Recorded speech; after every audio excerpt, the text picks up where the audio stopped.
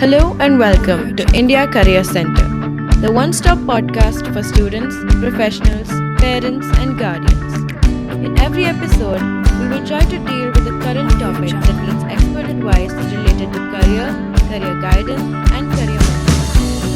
Please welcome your host, Dr. S.B. Mishra, to the show. And happy listening.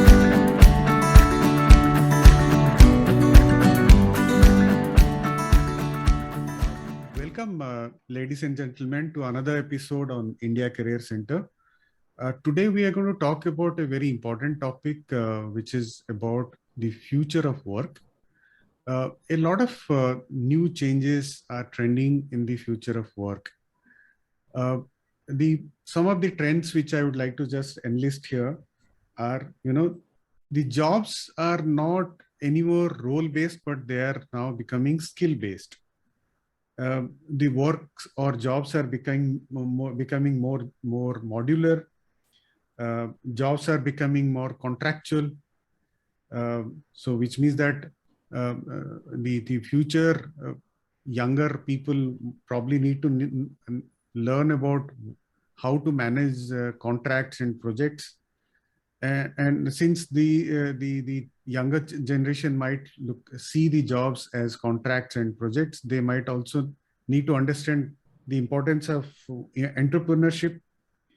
The concept of hybrid working or working from anywhere is becoming a real thing now. It is already happening in most of the knowledge industries. Machine learning, automation, AI, and all that is already taking away a lot of the conventional and repetitive jobs. Humans are now really forced to really think and search for new problems. I think those are the things which is broadly happening on the front of the work as a concept. And on the organization side also, there are a lot of changes happening. Today, the organizations have to really define and really define as to why the employees should work for the organization. It's not really the purpose of why the employees want to work. It's the other way around. So which means that organizations have to give purposeful employment to the employees. Diversity, equality, and inclusive. These are the three concepts which are very important for organizations to remain sustainable for a long period of time. And the organizations now will take work to places where pool of talent is available. I mean, it's the concept of getting people to work for the organization is slowly diminishing. The concept of environment, social, and governance, ESG, is something which is taking a big step forward. Each and every organization have to really focus on how to reduce the carbon footprint and become less carbon emission. So all these new things are happening on the work and organization front. And to discuss about how these are going to shape our future, not just for India, but across the world, we have today Mr. Naveen Badrinarayan, who is the director, his research and product. Mr. Naveen is one of the most important management team member in there. I would like to welcome Mr. Naveen to this talk today. And thank you so much for joining us today to talk about this important topic.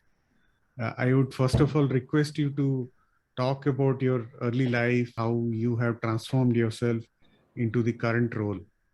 Welcome once again.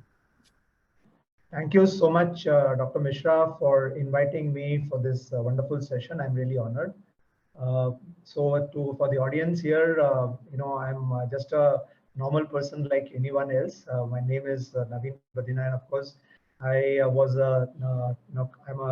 retired from the Navy in 2014. I took premature retirement.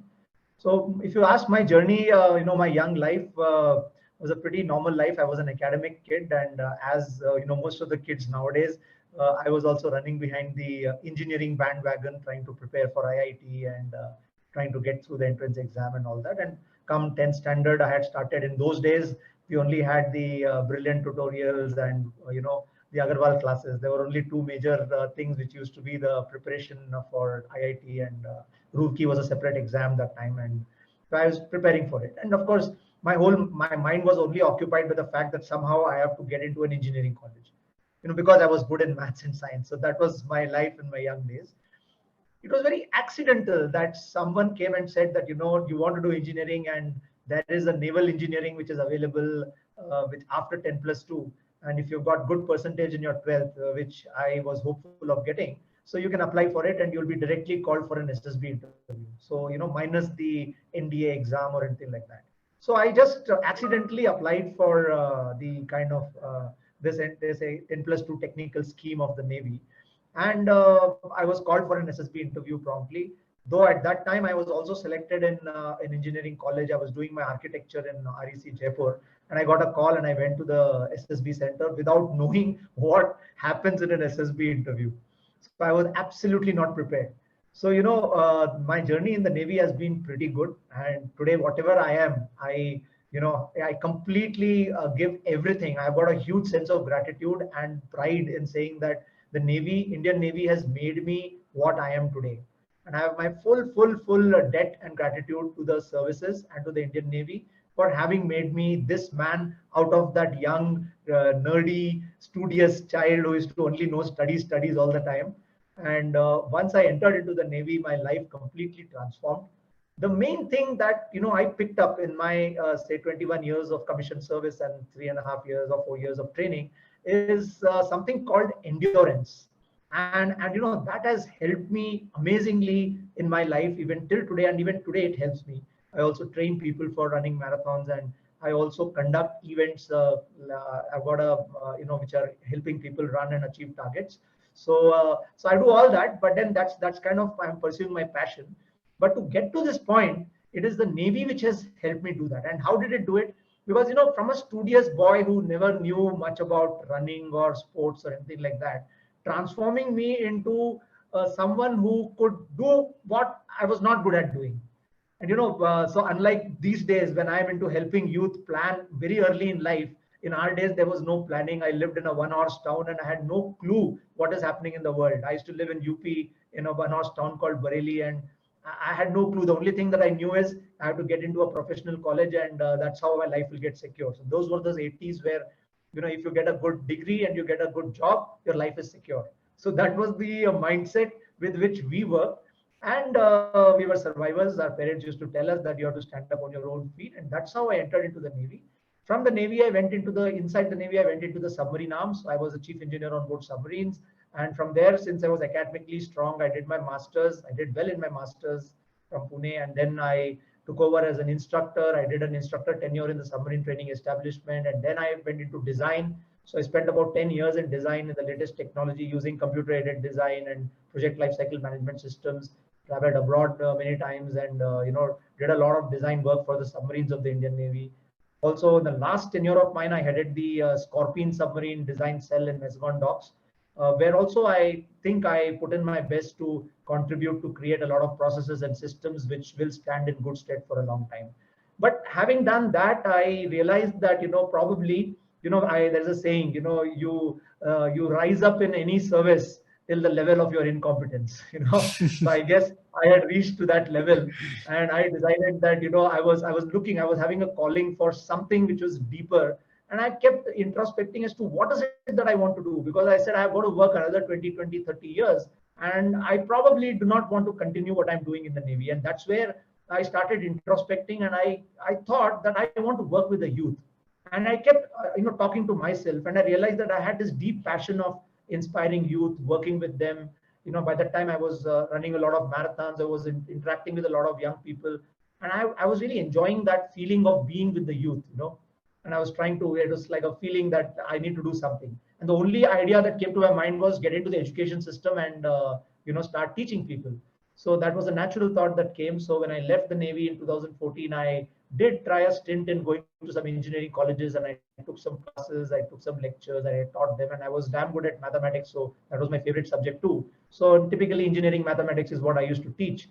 And when this teaching stint of mine, I realized how dreadful, the education system is. though I've also been part of the same education system and I did very well. Even now I'm quite good at these subjects and I did score very high in my academics wherever I went.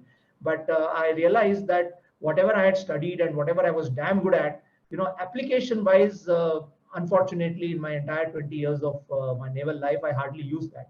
In fact, the application was what I learned on the field in my ship or my submarine, and that is what has held me in good stead. All my and the training that was given was absolutely amazing, which helped me to be what I am today, to build your mental strength, to build your physical strength, to understand how to face challenges, how to take up challenges without batting an eyelid. So those were those values and skills that I picked up in my entire naval tenure. Of course, the academics part was always there, and I did very well in it. But somewhere I started questioning as to what is the connectivity of this academic to the work that I'm doing, which is where when I was teaching, I used to question, I used to ask, I used to speak to the children, and I realized that 80% of the children sitting in the class were not interested in becoming engineers. They were only pursuing a degree to get a degree and a certificate because their parents wanted them to be engineers. So it was only the 15 to 20% whom I was actually teaching, and I was trying to make it interesting by making them understand the application of the subject that I was teaching them. Even mathematics, I was trying to apply it. I was trying to teach them how to apply. But this thing was that I did not want to be a mundane academic curriculum teacher for the rest of my life, and that is where I wanted to do something more inspirational and more deeper, where I wanted to impact youth, and that's how I came across Dheya. And I became a mentor. I took a training for mentoring. I became a mentor, and last 7 years I've been kind of enjoying what I'm doing. So I have interacted a lot with, I've trained a lot of mentors. I've got trained in psychometrics myself. I learned the techniques and the methods of how to actually mentor youth and parents, how to work with parents. It was a completely new field. From mechanical engineering and design, moving on to something like this is completely different. And it took me some time to even understand how to do it and what is to be done. It took approximately 6 months to a year to even culturally shift myself from a disciplined uniform environment of these services to an entrepreneurial journey where I have joined a small organization where we are actually dealing with parents and youth and trying to talk a very different language of understanding yourself. And also that was a very beautiful journey where complete unlearning and relearning happened for me, especially for an academic like me who has been always into academics and doing very well in academics. So I had to literally unlearn whatever I had learned in my younger days and relearn, say, new methods, new techniques. And of course, I had this strong belief of helping youth to aspire to be someone else, because I used to always feel when I talk to youth, every youth tells me I want money, but money and fame is something that everybody wants. But when it comes to what you want to do, you'll always draw a blank. They always say, I'll get a good job, I'll just join some company. There was no dream, there is no hopes. So I used to feel, why is it like that? Why are children not thinking big? Why are they not able to, articulate themselves and say, I want to create something, I want to do something? Unfortunately, I could not find, hardly 1.1% of the people were there who could even talk this kind of language. 99% people are only looking, they want to make fast money. They want to make today's generation, and they are not clear about what they want to do in life. So I said there has to be a method to correct this thought process. There has to be a method to build the right kind of thought process in this youth and build this next generation properly. And that's what drew me to Dheya, because Dheya was working on that concept, which is very different and unique from any other system. Because every system that I pursued there in education was only about teaching children what is already there in the curriculum, and I wanted to go beyond that. So this 8 years has been phenomenal, and it's continuing, and I'm enjoying this journey. So that's a little bit about me. Of course, I'm settled down in Pune now, and I have got 2 sons, and life is good. Fantastic. God is great. Great journey, sir, and it's a pleasure for people like us to get associated with you through the Dheya Career Mentor Program. And I myself going through the similar kind of transformation in my own life. So I'm grateful to the way the concepts what Dheya has been able to impart on, and of course the journey continues. So thank you so much for sharing all your journey so far. Now, moving on to the main topic of today's discussion. You mentioned about a lot of young people not really clear about what to do in life, and they are all attracted towards making quick money. And unfortunately, that is something which we see all across our society, our life today. One of the reasons for that could be that we are bombarded with so much of information through digital media, and this digital media information bombarding is not spared anybody. I mean, it is not that it is limited to only to adults and parents. It has actually reached to the youngest of the children as well. Nowadays, you see small newborn babies also playing with the mobile phone. So that's the situation. And in the process, what is happening is that the young children, especially who are in that age category, of let's say studying between 8th standard to till about 12th standard, which is basically the years which should be the formative years with respect to what they need to do in life. They are getting so much of digital information.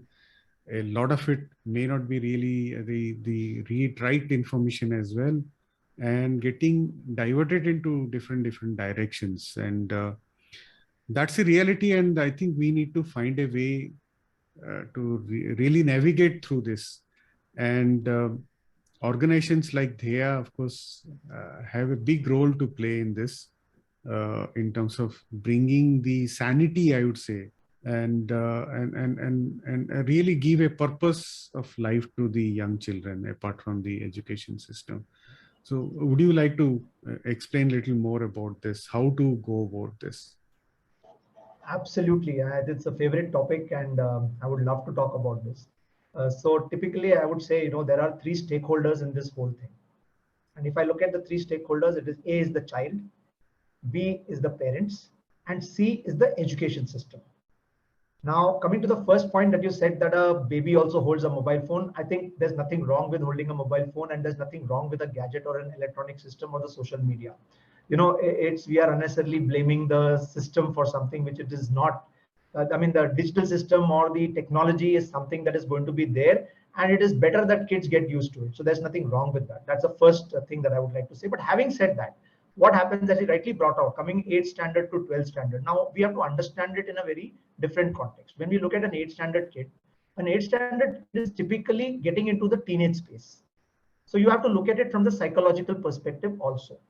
So what happens is, unfortunately, when the child enters into school right from the age of 5 and starts growing up in a school environment, this education system that we have been following for the last 100 years, unfortunately, is a standardized system of education. When I say standardized, irrespective of how the child is, there are some children who are, I mean, every child is different, but irrespective of who the child is, there is a common pattern of education for everybody, which is a very big flaw in this whole education system. We have never questioned it. We have just accepted it all this while, and we believe that this education system has been designed well. Well, it is not. And this is something that, we as in Dheya have been propagating it to a lot of people, saying that, that is not correct to have a uniform education system for everybody. The education system requires some kind of a personalization. The standardized approach is wrong. Why? I'll tell you, because what happens is, look at a kid at home is fully excited and likes to do anything that they like to do. They do it with full energy, and they get appreciated and they do it more. So the moment you appreciate a kid for something, the kid, you'll find, starts repeating it again. And that's the natural psychology of anyone. You get appreciation, you do more of it. Now in school, in education system, what happens is, this appreciation is for a thing called marks. So what happens is, every kid starts becoming competitive for marks because marks gets appreciation. Now, because of this psychology of running behind marks becomes a part of the life of a growing up child in an education system. So what happens is, somewhere down the line, an artist is lost, a sportsman is lost, a designer is lost. Their inner talent, their inner, whatever they are very good at, they lose that, because the only thing that they know is, I'll get appreciated if I get marks. So imagine a kid who's damn good at sports, and he's very restless, cannot sit in the class, but is very good at sports. poor chap cannot score those marks, so he gets ostracized and he starts feeling bad about himself or herself. Now, this is the problem that happens. Now, that means there is a big, in my terminology, I call it, there is something called an inner voice in every child, and there is something called an external noise of the education system. And this external noise starts playing havoc with every child. So by the time the child reaches 8th, 9th standard, this havoc of noise becomes so large because the competitive world suddenly bears down on their mind with full force. They have to clear the board exam, they have to worry about the admission in the schools, they have to worry about admission. So every parent gets worried and they put more pressure. So this poor child is overburdened with so much of external noise that they completely forget that there is something called an individual person within them who's got full talents and potential to do anything they want to do. They forget that. And this is a very dangerous thing that happens. The second thing that happens is because of this teenage, this environmental or social learning has started at this age. Now they're attracted and they're getting inputs from the entire world. So what happens is with this information overload that you mentioned, because they are on the technology, they are watching it, they get completely confused with all the information that is coming to them. So they get attracted to anything and everything. So every day their interests change. Every day they talk about some new stuff. So the school takes them to an FTII, this thing. Next day everybody wants to be a film director. The school takes them to a court. Everybody wants to become a lawyer or a judge. So their interests keep varying based on the inputs that they are getting. Again, it is an external noise and not the inner voice. So they have even forgotten that there is something called an inner voice. I have something that I want to do. I have something that I love to do. Because by the time you reach, even when I was in my 9th standard, I still remember, I used to play TT very well. And I have gone to state to represent my school. But then moment I came to 10th, it was a strict taboo for me to play TT. There you have to prepare for IIT. So keep your TT aside. And to date, I have not played TT to a competitive level after that. That means right from 8th, 9th standard onwards, people start keeping their passions aside, their interests aside, and they only focus on that one thing called marks because everybody believes that that is the only route to success in life. Now that's a big flaw in this whole system. So that's number one. So my point is not about the system. The system can do what it has to do. Education is required. Everybody has to do it. But the point that an individuality of a kid is getting lost in this maze of noise is a worry and a concern for us. And that is where we need to bring a change. We need to understand that every child needs to keep their inner voice intact. They need to feel strongly about their own potential, their own strength, irrespective of what marks they get. So we have enough cases. If you ask yourself or if you ask myself, we all have a school group today and we are all part of a lot of school reunions keep happening. If you look at your own classmates and you see the children who are only 40% scorers in the class and the backbenchers, and you look at where they are today, I think the question is well answered. So the kind of worry that parents have that marks nahi aa raha hai, bacche ko marks nahi aa raha hai, it's not worth it because there is an inner potential, there is a talent in every child, and the system or no system, the child's inner potential can do wonders. So that's the first part of it which we need to focus on.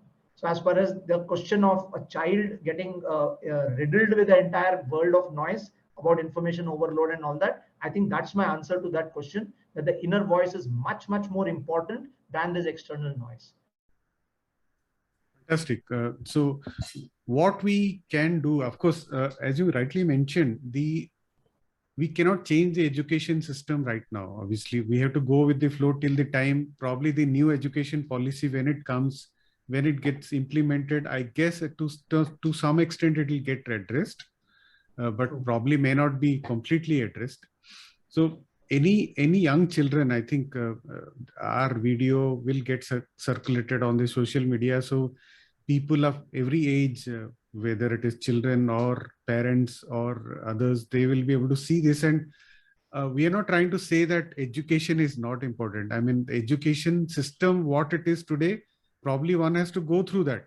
But what is most important, which I think Mr. Naveen Vaidyanathan is trying to emphasize on, is that you should not lose your inner voice in the process. That is something which you have to retain and sustain and work upon. Only retaining and sustaining is also not enough.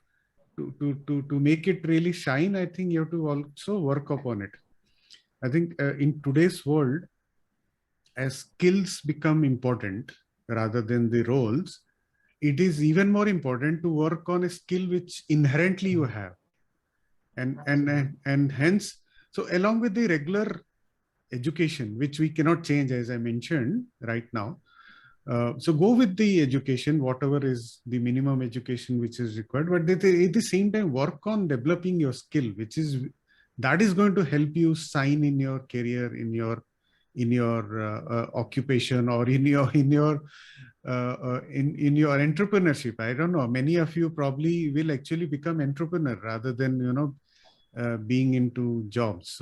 So that's something which is very important to focus on. Now, as you mentioned in your point, there are three key stakeholders. Obviously, the second most key stakeholder is the parents. And today, I think the parents have to understand and break the mindset of what they have gone through. For example, you and I probably have gone through a similar kind of phase in our life, because at that point of time, what was relevant, I think our parents wanted us to go through that. But as things are shaping up now, especially in the way things are shaping up on the future of work, the parents have to really shed that past innovations and past templates and be aware of the future templates. And what would be your advice to parents on this? Again, a very interesting and favorite topic of mine. I keep talking to a lot of parents, and my suggestion is that when we look at this entire future of work, and I see a lot of parents when we deal with our mentoring sessions that we do with parents, we find that there is this innate old mindset which even I had. Very frankly, even I had this mindset that you have to be studied from a good college and you have to get a good degree. So this thing is, and even coming to the child part, I always break it down into three parts. While the education system has to be followed, there's no doubt about it. We have to do our graduation, we have to do our post graduation if required, and we have to get our degrees into place, because that's a social norm. So that's absolutely right. But coming to how much importance are you going to give it will depend on the type of person you are. So every child is different. So I divide child broadly into three categories. There are knowledge based children. Obviously these knowledge based children are the IITians, the scientists, the so-called medical specialists, and so-called the researchers and all that, analysts, data analysts, financial analysts, the chartered accountants. All these come in the knowledge category, and our education system is well tuned to them. It's a fantastic system for them. So for all the people who are pursuing knowledge as their life, the education system is perfect, because our Indian education system has been designed for the knowledge goers. So anybody who is into the knowledge world of work and wants to be a researcher, wants to be a scientist, wants to be an analyst, wants to be a chartered accountant, I think our education system is fantastic for them. Fantastic. Now comes the main topic of the people who are not into knowledge. There are artists, there are designers, there are sportsmen, there are physical people. Now these kids are special. These kids have got special talents. Unfortunately, the present education system does not have an option for them other than few schools, like the IB schools and some liberal schools which have opened up recently, which are giving a lot of options to these kind of talent in the school. But they are extremely expensive and they are not available for the masses. So are faced with a predicament. What do? They have to follow the norm of the knowledge guys only, but they are not meant for the knowledge world. So for them, my advice is that you do your schooling, but don't give too much of importance to it. Because today what is happening is the government has also realized the board exams relevance has come down. In the present year, we have started off with a common entrance test with an aptitude test and all that. So their entrance into colleges is not going to be done with board marks. It is going to be done with a common entrance test, which is completely different from what has been taught in school. So therefore, what happens is if you're a sports kid, for example, you need to hone your sports skills. You need to build a portfolio. So anybody who is skill-based, and as you rightly said, the future is about skills. So the parents need to understand that if your child is a skill-based child, very, very good in art, very good in writing, very good in drawing, very good in sports, or very good in any kind of activity like that, which is skill-based, then that skill has to be honed for the future. The researchers will anyway develop skills in research, but apart from their education, but their knowledge field is catered for them. But for this other skill-based guys, there is no proper formal system in the education as on today, or very few opportunities are there. So if you are not part of that lucky few who are in that opportunistic schools which are there, then you will have to work parallelly to develop those skills of your child, to ensure that your child is very happy doing. Because if a child is very good in drawing, obviously they love drawing. So don't take drawing away from them, because the school in 11th and 12th may not have a drawing facility or a subject at all. You cannot tell your child that don't do drawing. So you will have to prepare the child for an aptitude for drawing, so that later on he can get into the design field. And to get into a field of design, you need to have good drawing skills. So that drawing skill has to be honed. So I'm just giving an example. So similarly, for all the skill-based people, you need to start developing those skills with a clear idea of what you want to do in the future. That's my advice to the parents. The second thing, what happens is, when we were young, as you rightly brought out, we did not know about these opportunities. There was only this, become an engineer, become a doctor, become a chartered accountant, become a lawyer, or if you are completely not good in academics, then take up arts and take up a job. So that was all we were knowing when we grew up. Today, the opportunities are galore in the world of work, and there are huge amount of opportunities available. And it is very important for us as parents to allow our children to explore those opportunities. Now, the problem is that every child and every parent wants the child to be happy, of course, be rich. Secondly, that they have to make a lot of value for themselves. So there's no two ways about it. So every child has a dream of being a very rich person and a very famous person. So nothing wrong in that. It should be like that, because that's how the country can become prosperous. But at the same time, there is one aspect that I would like to bring out. And I was just watching a video of Jared Leonard, and I'd like to bring this point out here right now. So Jared Leonard, by the way, for the audience, is a futurist, and he's got a very interesting website and a YouTube channel. And I recommend all the parents to watch this channel. It's spelled Gerd, Jared Leonard, Leonard. I will share that on the show note also. Yeah, please share it so that parents can watch this video. And he talks about the future of work, and he's a very good TED speaker and a very famous person who talks about the future of work. And what he has brought out is, the next 10 years, the amount of change that is going to happen is going to be much more than what has happened in the last 100 years. And the second point that he makes is, the last 100 years, what we have focused on, like economic growth, GDP growth, profits, it's a capitalism had taken over this entire world. So he says that if this continues, it is catastrophic for the next 10 years. So this particular mechanism of capitalism is unfit for the next 10 years as per him. And I think I tend to agree with him, because what he said is that, if you look at the kind of scenario that is happening today, you look everywhere, there is, questions of war happening between Ukraine and Russia, there is terrorism happening, there is fights, polarization has happened in our society to a large extent wherever we look at it. And then what happens is, because of this polarization, there is a kind of disharmony that has got created. And the more the wealth gets created, the more the inequity is getting created. So there is a lot of problems that are starting because of that. And therefore, he says that the future is about, it's about people, it's about peace, it's about collaboration, it's about purpose and prosperity. So, prosperity is there, but it is with a purpose. So I am focusing on this word called purpose. Now, unfortunately, our schooling system tells us that we should get marks for ourselves. So everybody is becoming selfish as they go by, and everybody wants good marks because I will get admission, I will get a good job, I will live a good life. The point is that any work or any business exists in the world because there is a need, there is some contribution to the world.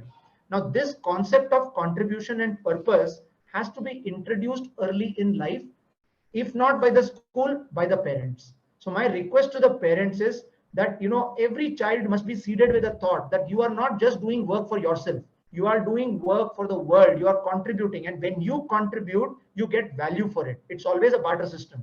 So if I contribute something to the world, I always get a value back. And that is how wealth gets created. So wealth creation is not about just going and doing a job and getting a fat salary.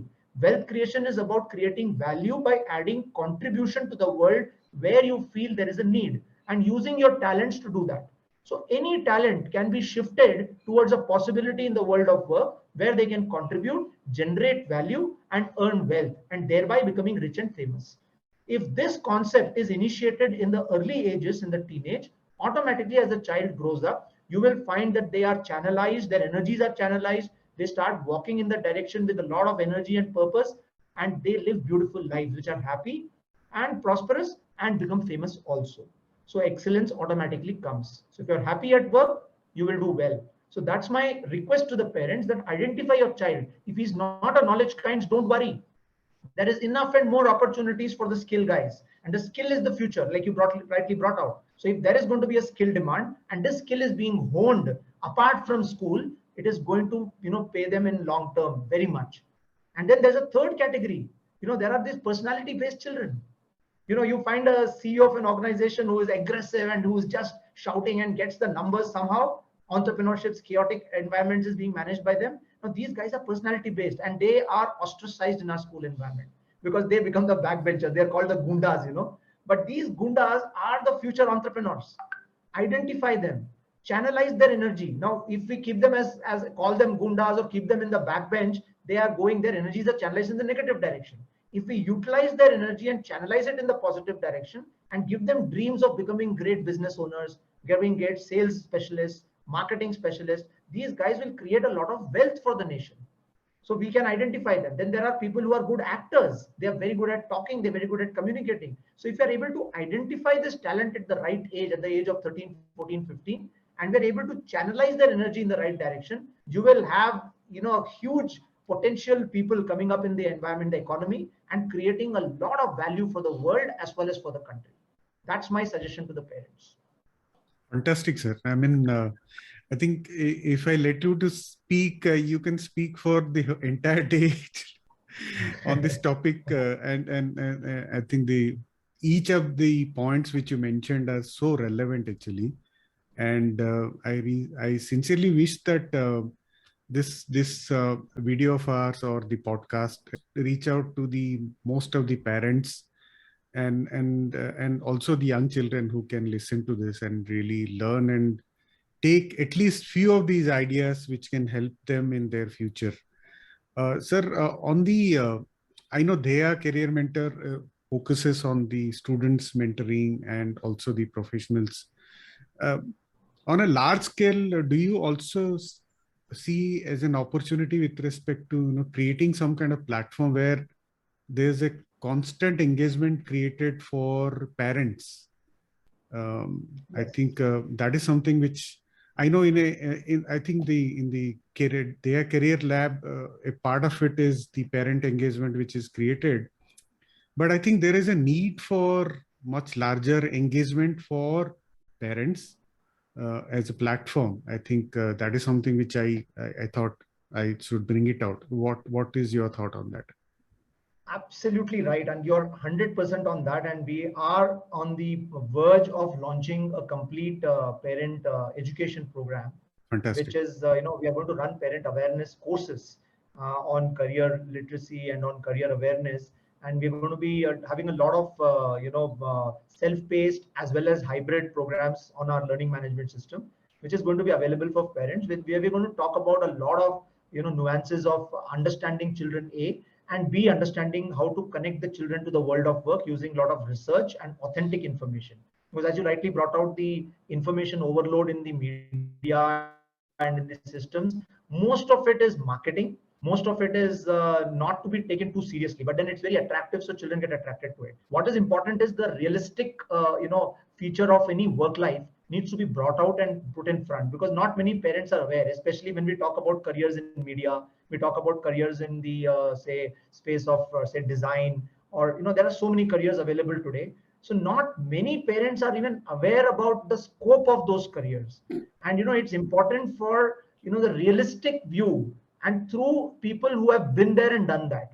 So that's where Dheya Career Mentors has got this community of mentors like you and me, and who have been there in the industry, have done work. They are going to come and speak about the real life and give reality situations to the children, make them interact and actively, and also to the parents, make them understand what is this career all about, what is the future in the next 20 years when you span out into this career, what's going to happen, because these children are going to grow and work after 10 years. 10 years later, the world would have completely changed. Absolutely. So understanding from the perspective of a certain proactive approach, saying that 10 years down the line, 15 years down the line, how the market is going to evolve, what is the technology takeover that is going to happen, how you are to prepare your child to ensure that they are ready for that kind of a change in the future, is something that we intend covering in this entire program. And I think that's a very apt and very valid point that you have articulated, that parents today are in the need to understand this very well so that they can take the right decisions. Absolutely. Yeah. So I think it was really great to really talk to you, and you could actually bring so much of insight about what is needed to be done with respect to the career planning for young children, and how important it is for the parents and education system to really contribute for that.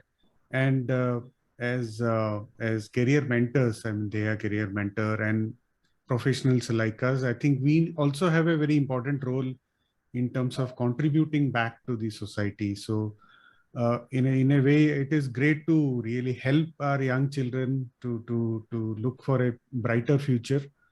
And we will continue to do work in that direction. And it's Dheya is doing a fantastic job. And as you mentioned, you're bringing out the platform for the parents. I think that's also going to be a great solution provider for the society. I think that's what, with those positive thoughts, I would like to say thank you once again to you for joining us for this discussion. And we will definitely like to bring you on different topics in future on this channel to really help our young generation. Thank you so much. Thank you so much, sir. It was a real pleasure and real honor to be on this podcast. Thank you so much. Really Thank you, enjoyed sir. it. Thank you.